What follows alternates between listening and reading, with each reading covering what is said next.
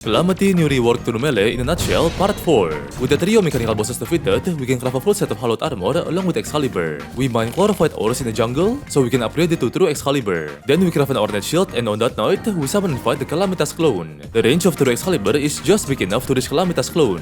And this is such a nice change of pace. We finally don't have to kamikaze and risk our life 24/7 just to deal damage to bosses. Oh yeah, I'm pretty sure they changed Calamitas clone fight in this update. I don't remember them teleporting us to a sub-dimension and forcing us to fight them in a box arena. I like this version way more. The older version was stale and easily choosable. We upgraded our power glove into mechanical glove and headed towards the jungle to find Plantera bulbs, mining every inch of chlorophyte we see along the way.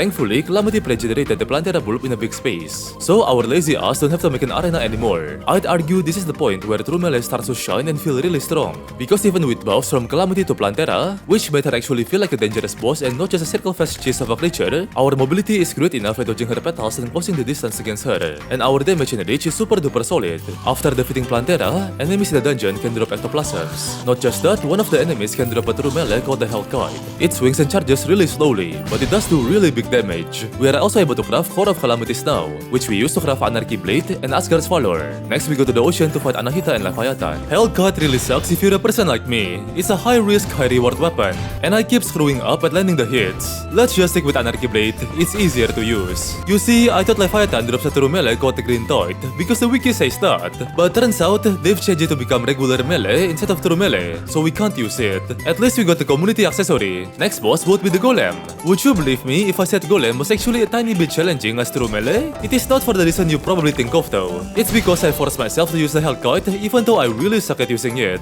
so the fight got extended into unnecessarily long. We crafted the defensive version of the beetle armor along with the wings, and proceeded to farm more Golems. We needed a 10% drop chance item from Golem called the Aegis Blade. It's not really necessary, but I just thought it would be neat to get it. We caught a truffle worm in the glowing mushroom biome and used it to lure Fishron. Here's the thing, Fishron is actually a pain in the ass to deal with as a true melee. It keeps zooming left and right, and it always maintains just a far enough distance for us to not comfortably reach it. We clearly needed more preparation. I thought Empress of Light would be our next obvious choice. Nope, we still died. I hate my life. I crafted the Omni Blade thinking it would perform better than the Anarchy Blade, and on the second round against Empress of Light, we actually performed better. Then I realized the damage of Omni Blade is actually quite bad. I don't think we can make it in time. But wait, Anarchy Blade is actually doing an okay amount of damage. Realizing that, I got my hopes back up and locked in. Turns out all this time it might just be skill issue. Instead of blaming true melee, I never once tried to blame Omni Blade, I mean myself. The day was quickly turning into morning. I just knew this might be the end for me. But the second, just right before it turned morning, Empress turned yellow and boom! We defeated her. You cannot make this up, straight up cinematic moment.